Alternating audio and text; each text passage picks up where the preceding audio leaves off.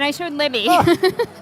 That was the Here best we part. are, Kelly. Oh, we're here. Yeah, we're Awesome. live. Hi, everyone, and welcome on Adobe Live.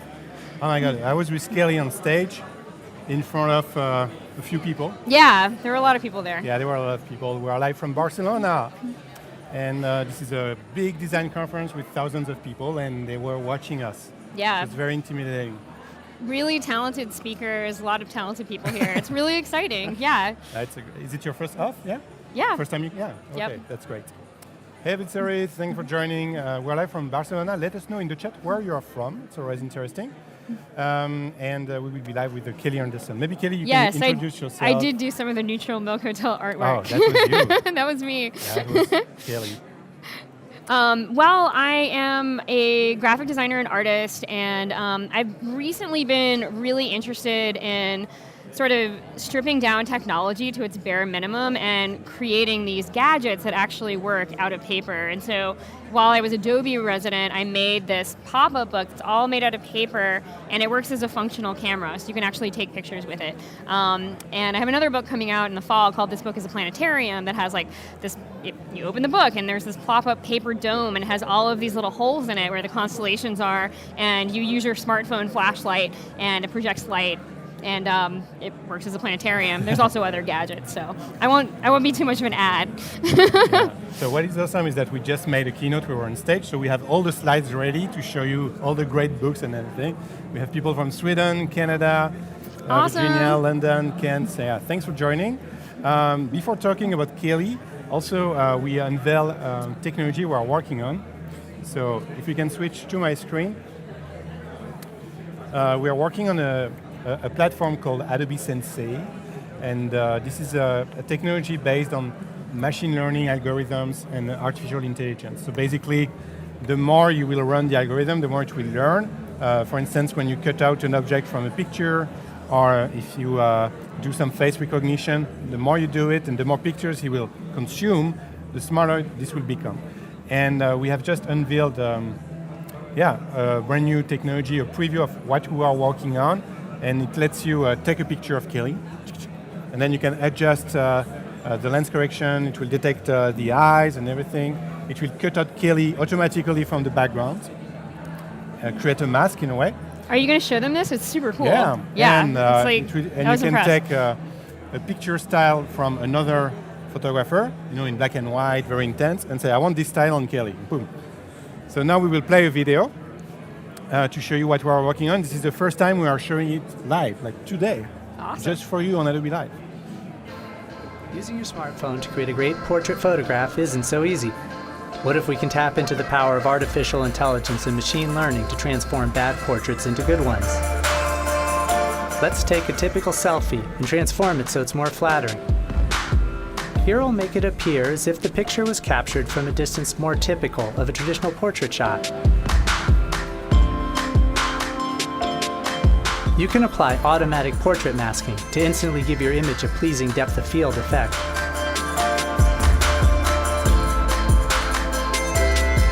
See a style you like? Simply select it. And in one click, you can edit it like a pro.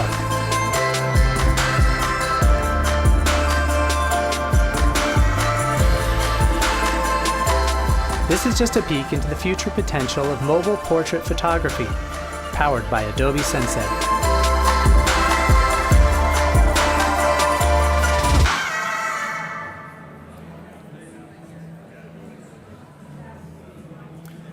Okay, so that's Adobe Sensei, this technology, and this is just an example of what you can do, but we are working on many ways to improve your workflows.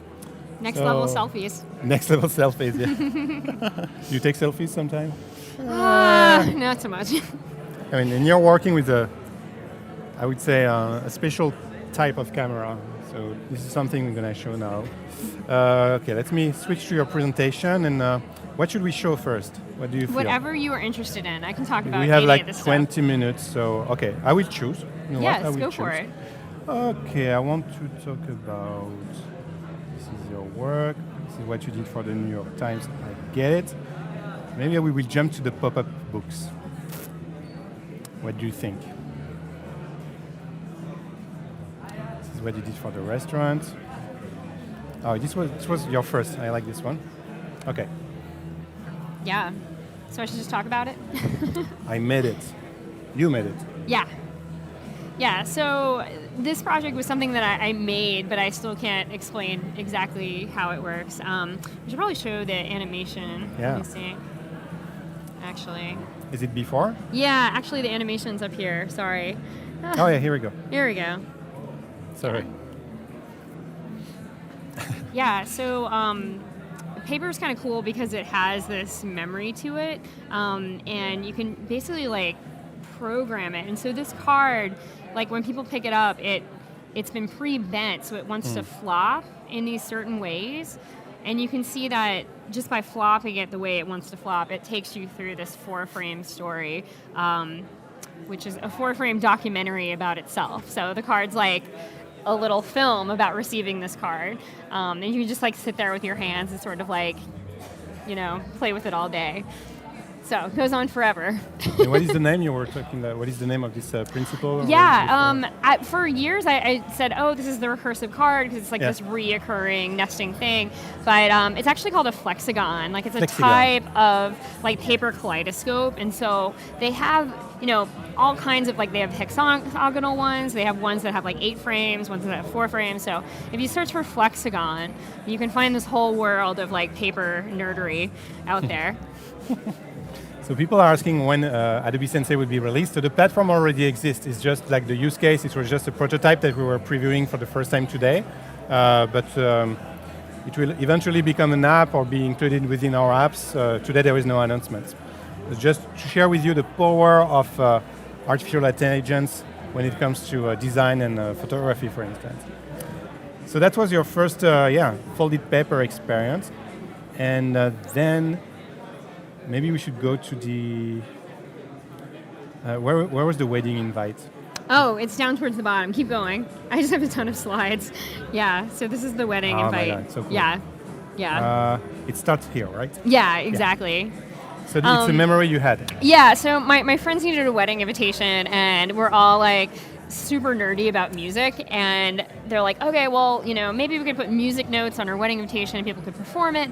So we're like thinking of it as an interactive object. But then we remembered, like, oh, there was this episode of Mr. Wizard that we remember from childhood where he made this record player just by taking a piece of paper and making it into a cone and attaching a needle to it, and it's like all you need to amplify the sound from those grooves. And so we're like, okay, well maybe instead of making like an adult, letterpress, beautiful like wedding invitation, like let's send all of your friends science experiments. And so I started like playing around with materials and like collecting needles, like sewing needles, acupuncture needles, like all kinds of things to try to find like a needle that would fit in the record grooves. Needle. Yeah, and then just trying to figure out like what kind of paper was the loudest, because that kind of information isn't like shared really. Like it's not like you can look through a paper catalog and be, which one amplifies sound the best. So there was just like a bunch of testing. But my friends Karen and Mike made this really cute song inviting people to the wedding, and we had it pressed onto a flexi disc, which is like a really crappy record, essentially. It's like an acetate record, and it's clear, and so we had this likeness of them stamped onto it, which is black and white, and you can see that there's like a color illustration behind it. So when you turn it, it kind of like completes the picture of them in all these different guises. So this is how it works. Can they actually hear this? Oh, they can, yeah. Oh, awesome. Yeah, so when people get it, you fold this piece of paper in half, and there's like a little needle stuck to the end of that red dot, and you manually place it on the track, and then you have to turn it at 45 RPM. And you have the song. Yeah, it just works. It's crazy. There's no electricity, nothing. I mean, it doesn't work great, but you can see the comparison. You can actually tell it's the same song. Yeah. So, yeah, you guys can totally make this at home.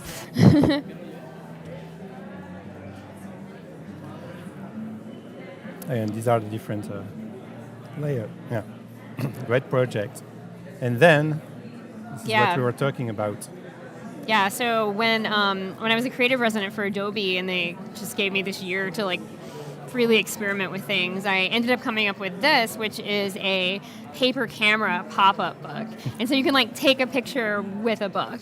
And it's cool because since it's a book, like it can diagram and explain like what exactly is happening. So it's like a demonstration and an explanation, like in the same thing. So yeah, that's sort of my idea is like just to provide as little as necessary. Yeah, that's Libby. Libby was in charge of me. I drove her crazy when I was a creative resident, but yeah, we had fun. Like we went to Adobe Max and we set up this paper camera photo booth. Yeah, I have a photo. Oh, you did? Yeah, That's awesome. I have a photo of me. Yeah, so people can come by and get their picture taken with this, paper camera, which is really funny because like everyone else had these very high tech booths with like, 3D printers and like crazy scanners and VR stuff, but we took these pictures of people. So this is you in the middle. On the left, Becky Simpson, yeah, who was the other creative resident, and Libby, yeah, who's in charge of the program. Becky's awesome, and we were also like, it was so crazy, like setting up the booth. It was kind of all hands on deck, so we all helped each other. It was a fun bonding experience for sure. Yeah, so this is the book I ended up making with it, and it's a real book. Yeah, it's a real book. It's a real one-page book. So, but there's really words in it. And how it works is you in the dark, you load in either photo paper or film, anything light sensitive, and you can take it outside and you pull up this little dark slide, and then light can come in through the pinhole of the camera. Yeah, and I figured out a recipe where you can develop it with instant coffee and baking soda. So it's like stuff that people already have at home, so you don't need to buy like supplies. I wanted it to be like as DIY as possible because a lot of times like when things are more complicated and you have all this tech stuff, it's like harder to see like what's really there and what's really happening. So it's kind of the whole point of these. So Richard is asking, did it use a digital back? No, you see that no, everything is analog. Well, for Adobe Max. There was something. Yeah, it wouldn't. It was like a Polaroid. It was a Polaroid back because they wouldn't let us develop things on the spot. Oh, so because of the chemicals. Yeah, they wouldn't let us have like an enclosed dark space, so we had to have a Polaroid back. But it was kind of fun because we just like chopped off the back of the paper camera and taped on the Polaroid. So, yeah, that was fun. Oh, and so this is a picture you took with the... Yeah, so that's a picture I took on the Brooklyn Bridge with the camera. And this is one on top of the Whitney, like looking north at like the Standard Hotel. Awesome.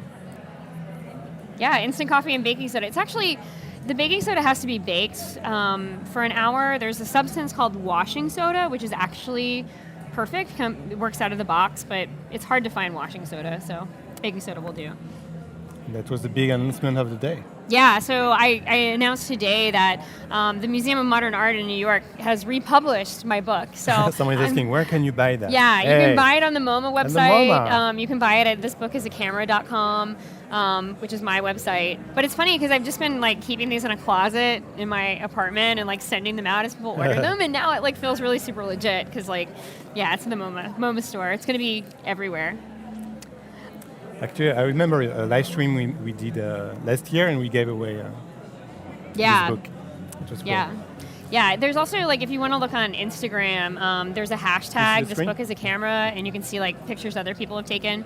And if you have one and you're taking pictures, like you should use the hashtag because it makes me happy to see like other people like making artwork with it. And someone is asking, what is your next project? Maybe click on that one, the red one, and I can show this. Okay. So, I do this? Yeah, I've been working on this one for a couple of years. This is a book that has like many different contraptions in it. Okay, so it's like one big book and you turn the pages and exactly. You have different... most books have multiple pages. The camera's kind of special in that respect, but so that's the decoder ring and the perpetual calendar. Yeah, so this is like a big 6-page book that is going to be released by Chronicle Books. So it's going to be like everywhere, like in Walmart and Barnes & Noble and like everywhere in September. So this is my next big project. And so this one is it's a decoder ring that like kind of tells you a little bit about like how your computer encrypts things and like lets you make secret codes. And then on the other side there's a perpetual calendar that you can turn and like figure out the date for any date in the future, and kind of teaches you about how Gregorian time works. This one is a spirograph, which is close to spirograph, but we didn't want to get sued. So, but yeah, this is a little device that lets you make these like really cool like mathematical roulette curves patterns, and explains like how the math works and like why when you move your pen from one hole to another, it like creates a different design. So, And then, like, this is kind of the star of the book is the planetarium, which The big is star. so fun. Yeah, it's really fun, and Yeah, can because go- you said that to design this shape it's just super hard, I guess. Yeah, it was super hard. The hardest shape, if you're doing like pop-up books or any kind of paper engineering, the hardest shape to make is a dome.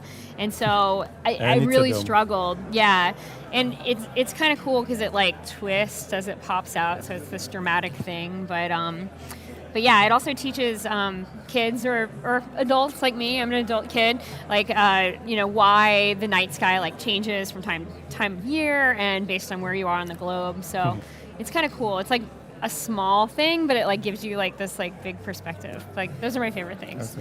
So yeah, this is everything that's in the book. What can paper do? Yeah, And there's a video, right? yeah. There's a video. Keep going. This is the video. This is a video. So Awesome.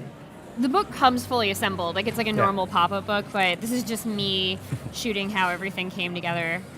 Yeah, so that's the spirograph. It works well. Yeah, it does work pretty well.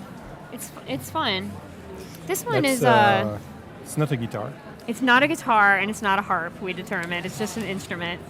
We wanted to be technically accurate, so that's why it has like a vague name, but you really can play it, and the strings are supposed to be like different notes, so we'll see. Awesome.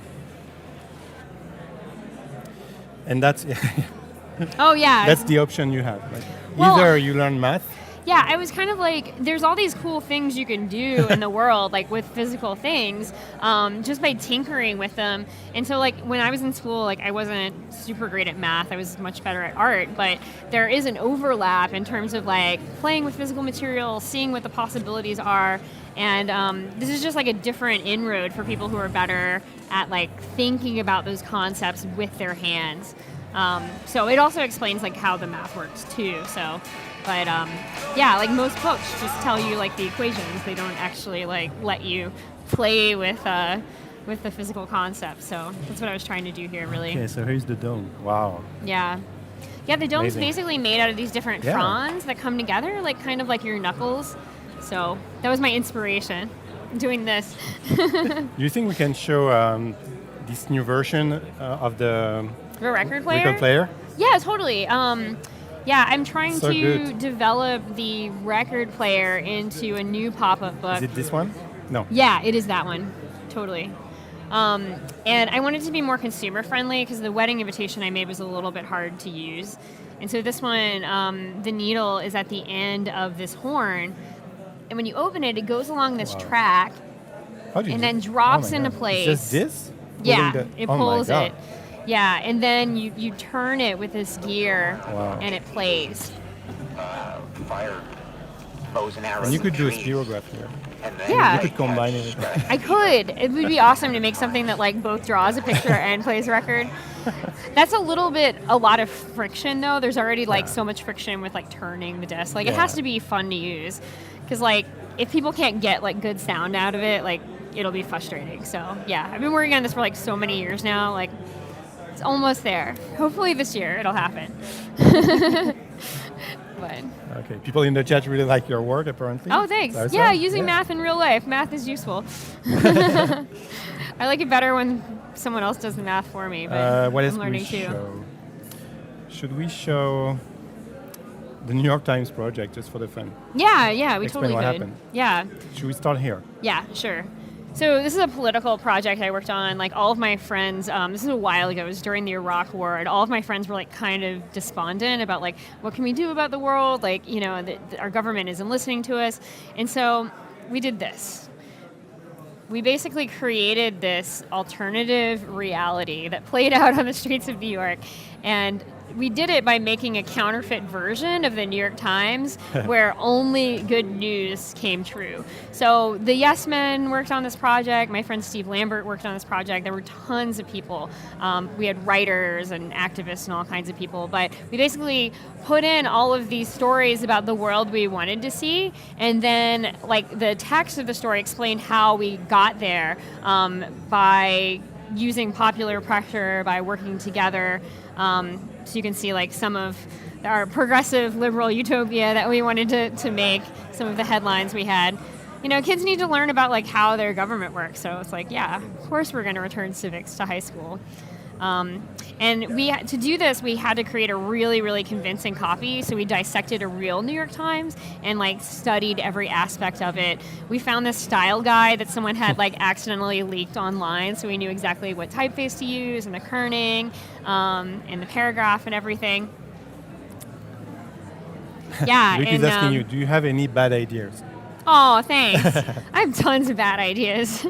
I think probably some of the things I end up posting are probably bad ideas. I mean, this was honestly kind of a bad idea. We didn't know if we were going to get arrested or not, but we just went ahead and made a ton of papers.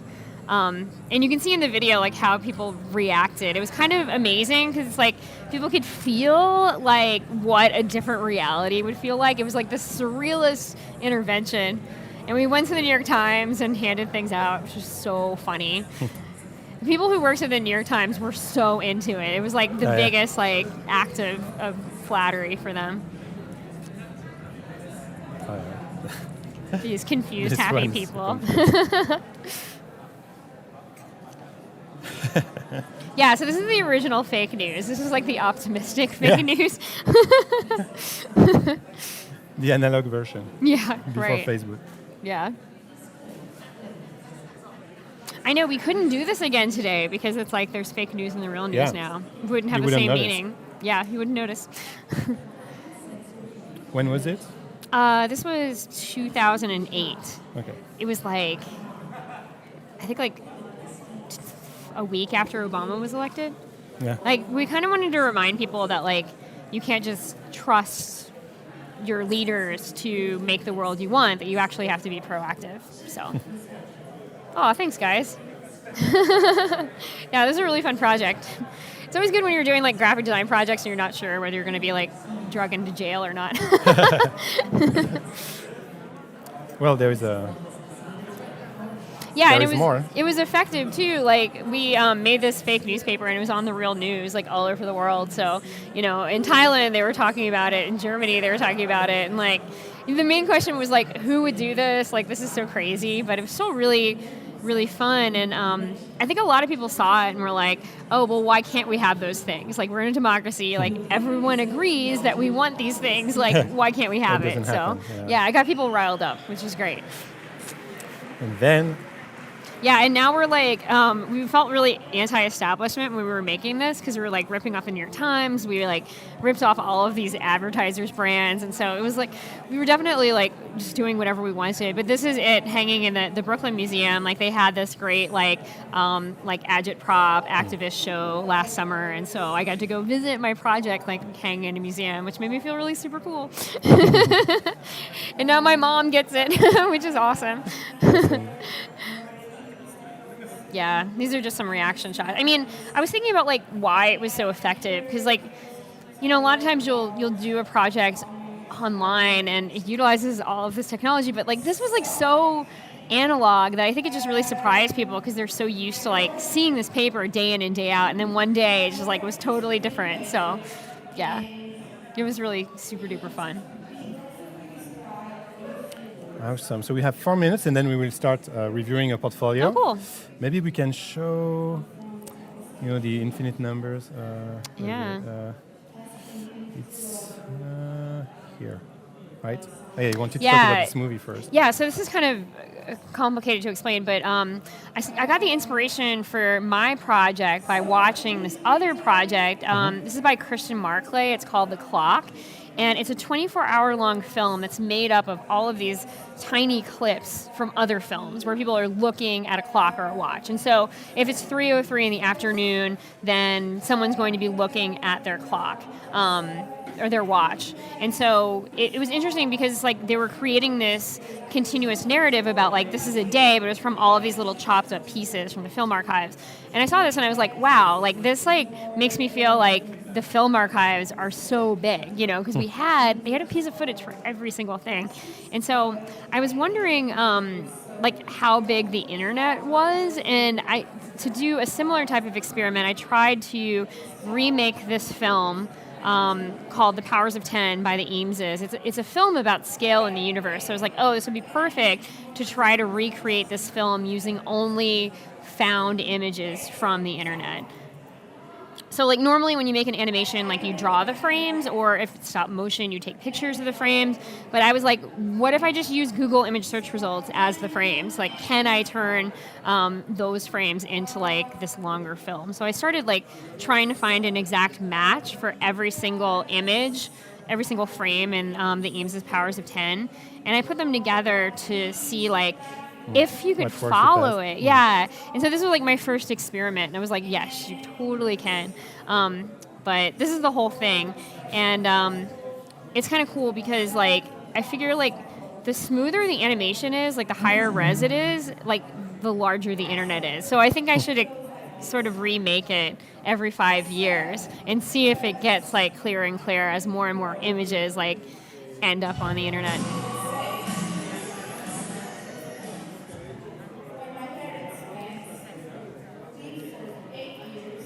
Man, this was so much work. Oh, I guess. And I remember the flipbook. Yeah. So I made it into flipbook because that way people could like either see each image or they could like flip through it.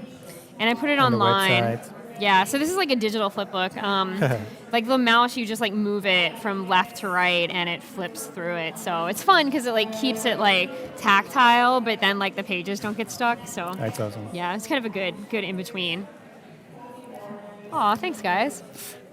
Great, so many projects, I mean, it's awesome. And now it's time to review your portfolio. Awesome. That's how we do it. Cool. From OFF, we will receive one designer who is actually an OFF attendee, who's attending OFF, and someone who is in the chat also. Okay? That's great. Okay, I'm let's excited. do this. And now there is the video jingle. Now some transition. There we go. All right. Okay. Hey. You can come in the middle. Oh, in the middle, yeah, Yes, makes please. more sense. Hello. How's it going? Good, I'm not Kelli. bad. I'm Elif. Nice meeting you. Nice to meet you. You want to introduce yourself to... Are we live already? Oh, yes. Oh, okay. Well, my name is Elif Gürbüz. I'm a graphic designer. I also work with other like disciplines sometimes because I have like a mixed background. I started with architecture and then I did lots of prints, but now I'm working more digitally. But like for today, maybe I could pick a few projects that I can quickly talk about. Yeah. So because you are doing mostly physical work and you work with paper, I chose maybe two, Yeah, sure. two print work that might be, good to get feedback on. Cool. So should I just? Yeah. Okay. So this is the first one that I picked, which is called UKYO.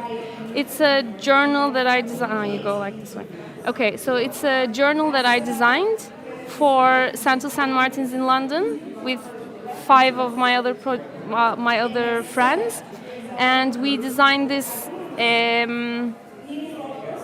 a journal with a theme in mind, and that was the object, which is like it's like a concept for art that is very like disturbing, disgusting. So we decided to use that element in visuals.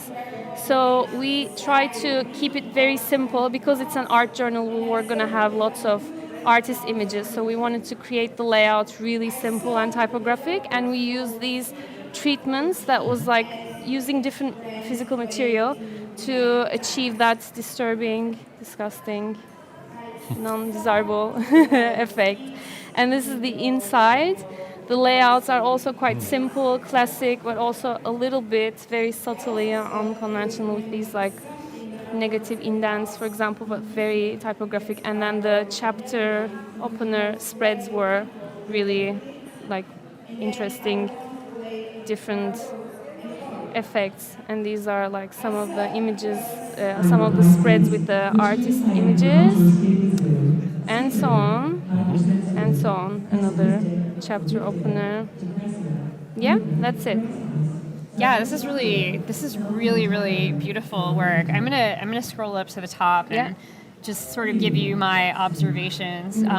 Please. Which, I don't know if this will be a critique per se, but I just wanted to point out it's interesting that you frame it in terms of it being disgusting or revolting because it's so beautiful. But it's very visceral. So it's like a very visceral beauty, and so it may be like a photograph of something completely disgusting, but like that texture and like all the photographic detail is just like really super beautiful. But like one thing I noticed in looking at this is a lot of times like digital glitches or malfunctions are like really ugly. You know, like if you're using your computer, then all of a sudden like everything goes crazy. Like it's almost like robot vomit or something, you know. And it's interesting because like seeing how you like did this photography for this, you know, it looks like these stacked books are almost like a glitch. Like it looks like glitch art. Yes. And so I didn't know if that was intentional or not, but it seemed really smart that like you're taking whatever, this like really viscerally disgusting mold or whatever this pattern is, and like then giving it that like sort of like digital disgust. But yeah, what material are you using to make the smeary type? So we use like a really simple type layout. We use like a serif typeface and then printed on non-printable acetate. Oh, okay. And then on top of the acetate, we use different techniques. We just like played around and made some mess. We use like washing soap, vinegar, things like that. And then we scan that. Awesome. So these are, I don't remember which these were, for example, specifically, but we played around with a lot. I do that sometimes too. It's like you can read the instructions for how to do things and then just do it the opposite way. Yeah. Sometimes it's awesome. And for example, this was glue gun. So we use like I mean, the point was just to use unconventional material on like really conventional, really basic and classic type. I mean, I think that you have like a real sensitivity for, I mean, I wouldn't call it disgusting or revulsion. Like I would say that it's like just like really, really visceral work, because when you look at the glue gun, it's like the thing that makes that not perfect, you know, that makes it not a digital typeface is really unique to like the goofiness of the glue. And, you know, the same thing with the printer toner cartridge. So it's like almost like you're showing like how these materials work and like how they want to flop down and stuff. And so it's really like very pleasing in terms of touch.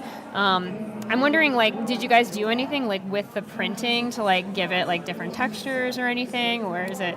We didn't do anything with printing, but we had this idea of gluing one side, like the longer side of the pages. So when you would open the journal for the first time, it would be like an experience of like ripping open basically the journal. But then it became really complicated because we got into really like technicality of paper and printing, because the grains of the paper would make it so that it will like be wavy when it gets wet and so, like things like that. So we actually ended up not doing it. Yeah. But we made these cards that are also telling another story alongside, like the cards that are sticking out. Oh yeah.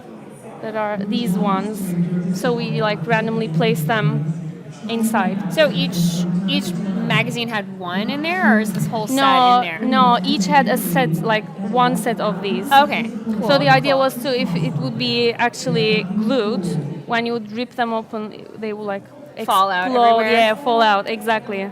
Yeah. Yeah. It's funny, I actually hate that when I get a magazine in the mail and it has those little cards and then they fall out all over my apartment. So yeah, I think I would actually have that like sense of like visceral disgust if I ripped it open and they fell everywhere like confetti.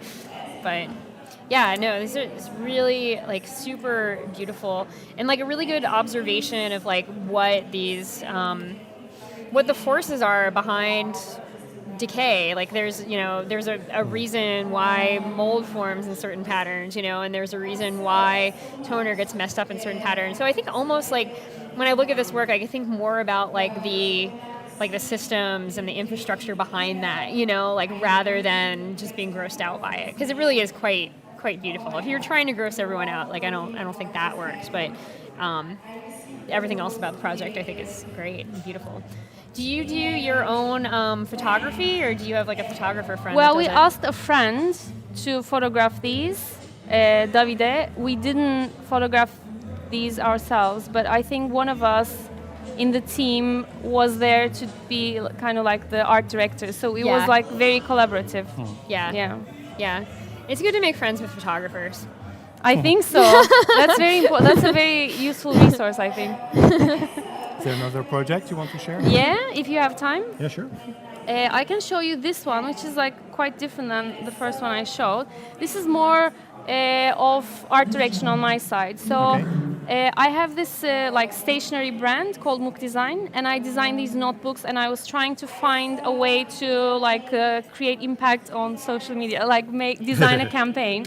So I have a friend who is a fashion photographer, and we teamed up with her. And we decided to use these notebooks as like fashion accessories.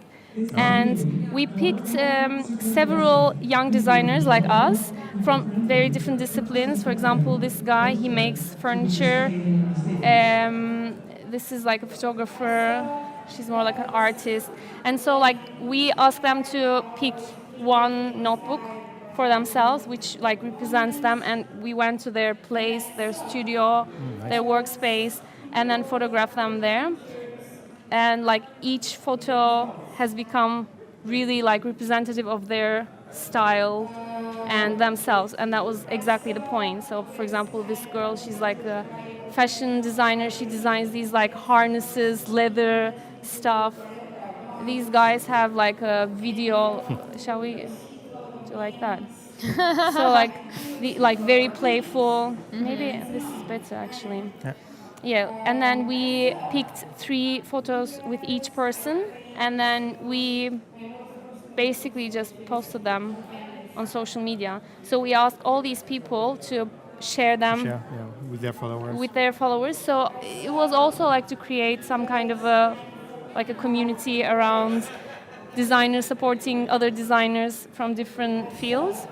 So that was a really nice, like a fun, a very old, but a very fun, nice project, I think, which wrapped quite well, I feel like.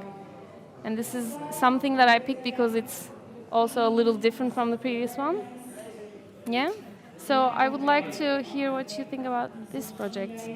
Well, I mean, it's really beautiful. Like the photos are really intriguing. I love this one where the guy's like making it levitate. So that's really cool. And I mean, I have to say that like it makes me really interested in these people, but it really makes me super interested to see what's inside their notebook, which is not shown.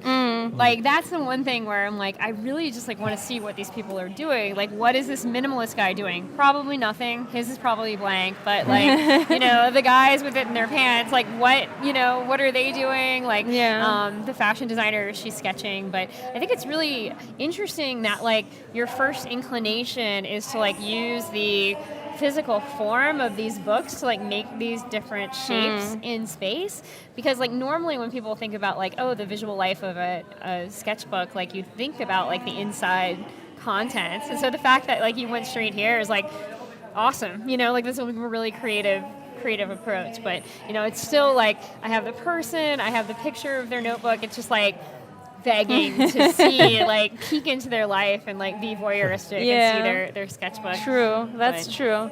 I mean, I don't know, because I was working with a fashion photographer, we wanted to combine like her point of view as well, and then just like use notebooks almost a little superficially and just like a sort of a lifestyle. Yes, exactly. That makes sense. Yeah, totally.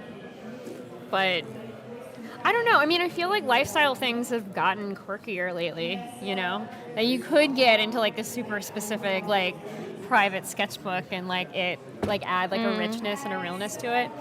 But I don't know. I like it, and I like that you're considering how it will have a place in the world, like how you'll post it on social media too. Because I mean, a lot of times, like, I mean, I'll be working on a project and I won't even know, like, it'll be months away, and it's like really good to like have a plan in advance for like how you're going to share it with people, because then it's like a good like carrot rope to keep you moving through it. So Yeah. No, I think it's really great. Did you guys print the notebooks yourself, or? I got them printed by a printer, but then I also did some of the binding myself. Oh, cool. And then some of them, eventually, I mean, it's changed. I started with binding them, everything myself, but then like slowly it became like outsourced somehow. Was it like stitch binding? Like, did you like poke holes and then sew it? Yes, I did. I did lots of Coptic binding for those who are like bookbinding nerds. Yeah. Coptic binding. I would also teach bookbinding, so I was quite into that. But that was the one that I would do the most. And then like simple saddle stitched notebooks was also, because they were like quite popular. I would do some perfect bound notebooks. Yeah, like a variety. Yeah. I mean, that's kind of like documentation of that process, like, you know, the wax thread or whatever you're using and the needles and all of that stuff. It seems like that could be like really luscious, like lifestyle-y close-up photography too. I mean, it's a little bit outside of the campaign, but it would be really nice to see that. That stuff's hard too. Bookbinding's hard. Yeah. Like people, I mean, I think people take it for granted, but like, yeah, I've taken so many bookbinding classes and I'm still not good at it. But yeah. Well, you're pretty good at other stuff, so thanks. I think it's okay. Yeah, you can get them You can't put bound somewhere. You can't put all your eggs in one basket, though. You Yeah, have to kind exactly, of like diversify. Yeah. But yeah, that's really cool. Did you study printmaking and bookbinding in school? No, I did an MA in London about communication design, and then I did my background is in architecture, so I studied architecture as a bachelor's degree. That's awesome. Yeah. Yeah, I feel Cool. like architects can Good build work. anything because you're Yeah. Structure. making things out of structure. There you go. That's all you need. Well, not quite, but yeah. I mean, I like to think so. Yeah. Thanks, Elif. You also had very nice comments from the chat. Thank you. Thanks, your guys. work. Thanks, Rob Zilla, too. He's been giving us shout-outs. Make sure to follow her on Behance. Give some appreciations on the project, and Yeah, totally. wish you a great OFF. Is it your first OFF conference? Yeah, it's actually my first. Yeah, Good. it's very nice. Yeah, you like it? Yeah, I really like it. Awesome. Okay, cool. So hope to see you at the year next one. OFF. Yeah, next yeah. year. Or maybe tomorrow. sooner. Yeah, It's maybe tomorrow. Okay, thank Yeah, you. nice meeting you. Yeah, lovely work. Bye-bye. Thank Bye. you. Yeah, this was Elif, and there is another portfolio that we review by Christina, who is maybe online. We will see. So Christina, let us know if you are in the chat. This is Christina Giannakou, a graphic designer, using myportfolio.com, which is a service where when you have a Behance portfolio, you can create a website, and customize the experience from your portfolio. Oh, nice. So when you add a project on Behance, you can say, push it to my website. Yeah. Can you reorder it? Like, can you control the order? Oh, cool. Reorder, filter. That's important. Oh, yeah. So should we try some packaging? And I will just make sure if we see that is Christina in the chat or no. 26 is not too late. You can study whatever you want. So interactive art exhibition and promotion. Oh, okay. Oh, that's interactive projections, yeah. Oh, cool. Nice.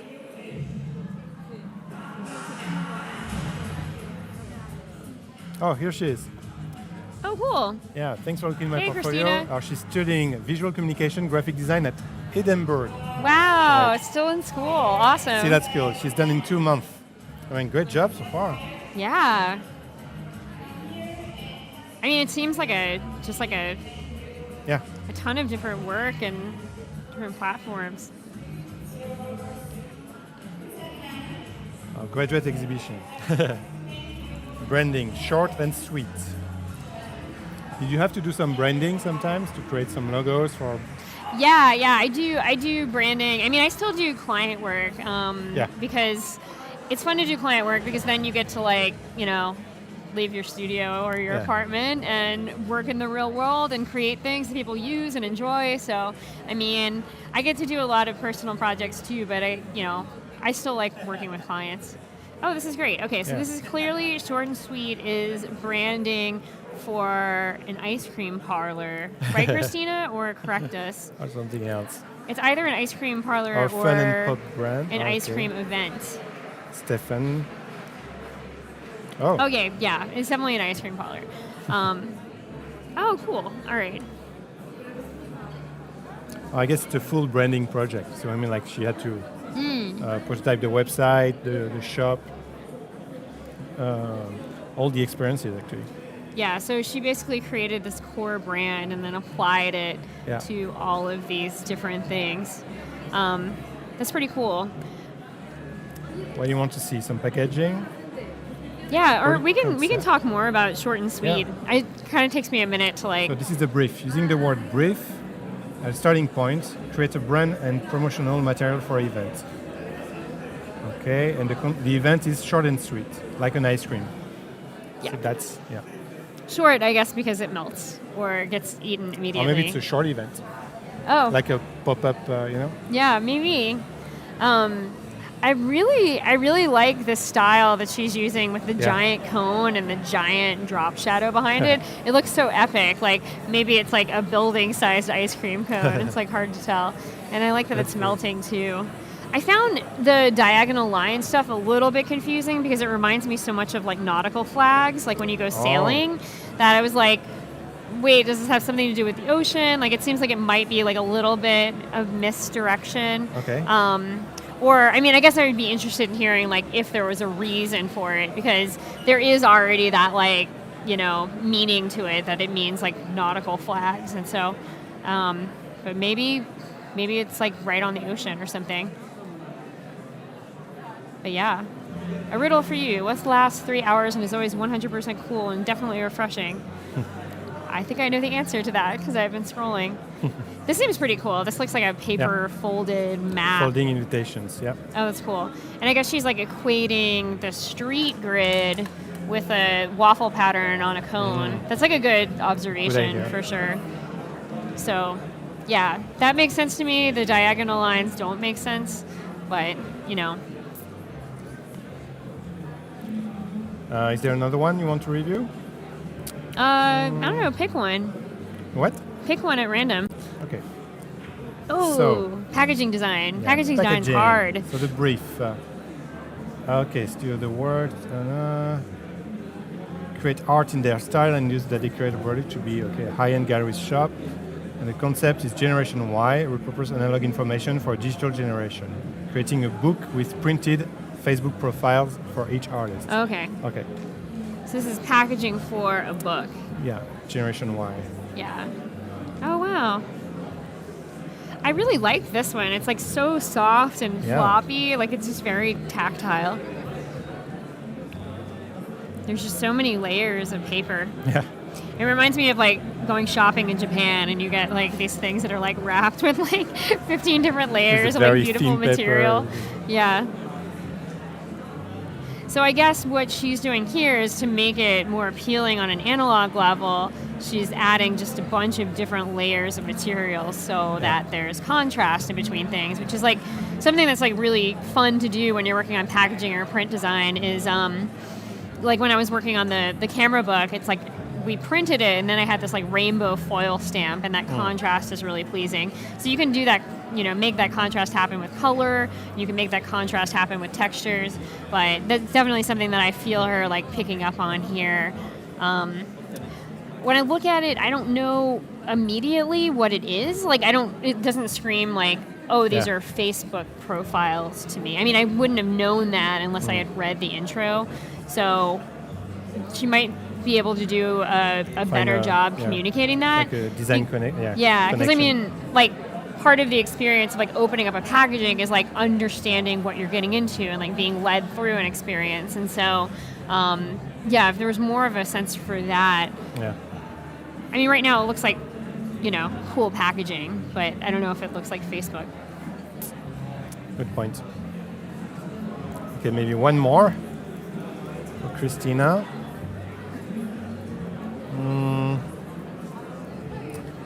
Which one? We can go back to the top. Video. Sure. Visit Scotland. I want to visit Scotland. Oh, cool. Okay, small things that make big memories. So that's the concept. And there was a storyboard apparently. Oh, nice.